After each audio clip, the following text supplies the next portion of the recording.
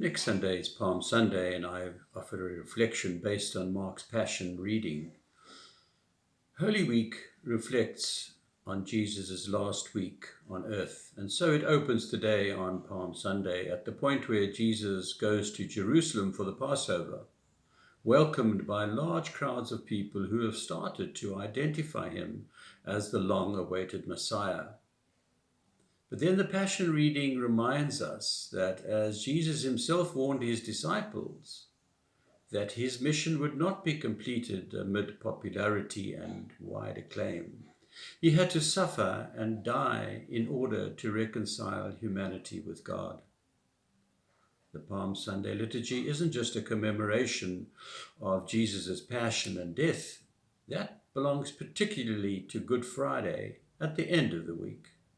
Palm Sunday today is more about the movement away from the jubilation and triumph and the popularity that Jesus enjoyed among the crowds of ordinary people to the rejection and hostility that he encountered at the end. The character and the message of Palm Sunday is the rapid movement from blessings on the King who comes to away with him, give us Barabbas, crucify him. Although the crowd hailed Jesus as Messiah, they have the wrong idea of what the Messiah is going to be like. They were waiting for a military hero, a conqueror, who would humiliate their enemies. Their ideas of God's reign that the Messiah would usher in were worldly and self-serving, and when Jesus failed to live up to those kinds of expectation, their support and popularity evaporated.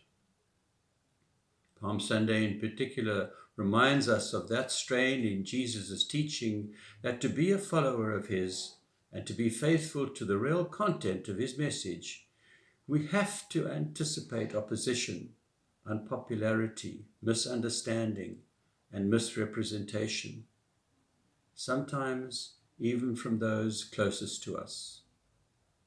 Today's liturgy and the whole of the Holy Week liturgy helps us to understand that Holy Week is a step-by-step remembrance or commemoration of the original events that make up the Paschal mystery, as we've come to call it, the mystery of God entering into our human history to bring about salvation. And not only doing that, but as St. Paul says, doing it by assuming the status of a servant and accepting death on the cross. And so a small reflection. Let's try and keep this at the forefront of our minds as we follow Christ on this Holy Week journey.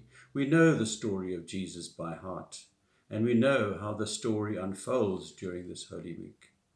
But can we enter into the mystery and the awe of this story this year with a fresh and new approach? Can we make it feel different by entering into the story as bystanders, walking with Jesus? Let us ponder on that. Amen.